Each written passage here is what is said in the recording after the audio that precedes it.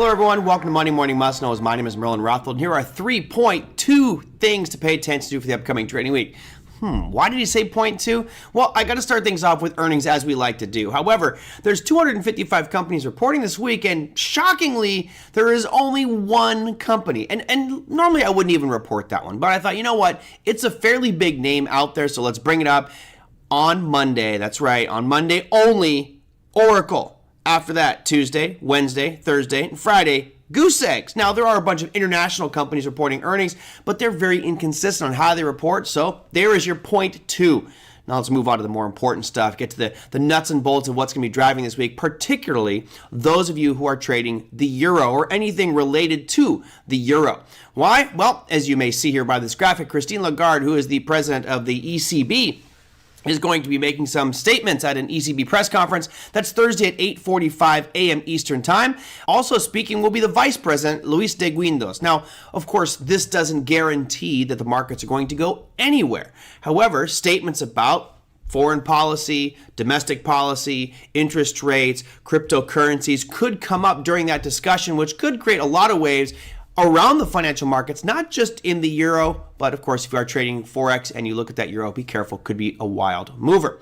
All right, now let's move on to things that are more domestic. We'll bring it back to the United States and talk about inflation. Oh my goodness, Merlin, here we go again with the inflation discussion. Yes, we're going to start with inflation. Why? Because we've got two announcements happening this week and a lot of speculation about where it is going to go. We start things off with the consumer price index numbers. That's going to be happening Wednesday at 8:30 a.m. Eastern Time.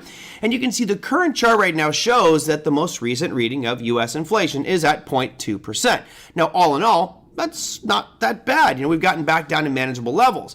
But the recent uptick we saw in some of the core PCE price index numbers has people feeling that we may see the CPI number increase a little bit on Wednesday. But we've got a twofer this week. We also have on Thursday the producer price index coming out at 8:30 a.m. Eastern Time. And you can see that it has been on a very different trajectory. The last three bars on PPI have been showing a sharp increase, whereas the last three on the CPI on the top have been rather sideways. So all in all, there's no real clear direction as to which way it's going to go. Now, let's focus on not the month over month. So both these measurements you see here are month over month change, but let's take a peek at the year over year change. So this is consumer price index numbers, which of course represents U.S. inflation. They also were released at 8:30 a.m. Eastern Time, the year over year numbers. And as you can see here, it's been ticking up. We have one tick up to 3.2%, and depending on who you talk to, there are quite a few people who believe that's going to jump even higher, even though we've had this tremendous downtrend, right? A nice relief in overall inflation, but still not back to those levels that you see on the left-hand side of your chart back in 2016 and 17, but we're getting pretty darn close. So the inflation discussion will rage on as that announcement comes out on Wednesday. I think that's probably the most important one. It's going to be the CPI number on Wednesday, both the month over month and year over year will give us a better idea as to where we stand with inflation and where the Fed may be going with interest rates at the September 20th FOMC meeting.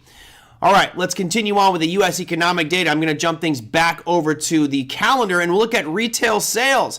Now, the reason I bring up retail sales is if you look on the hard red edge here, it seems to be rather flat. However, over the past 6 months, we have been showing a slight uptrend. And all in all, that is fairly good news, right? We want to see more retail consumption. That's more spending. That's more job growth. That's more income and better for the economy. Now, of course, as the historical numbers would show you, if I went further back here, getting to 0.7 isn't exactly a high number. Now, we'll see if this continues on as that announcement rolls out on Thursday at 8:30 a.m. Eastern Time. But all in all, makes for a fairly interesting week for those of you in the domestic markets because of CPI, PPI, and retail sales. You also have some manufacturing data coming out for the U.S., which I did not put on here. And of course, for those of you trading the euro, you have some big news happening with that ECB press conference and Christine Lagarde and her comments. So that, my friends, is your Monday Morning Must Knows. We'll see you next week.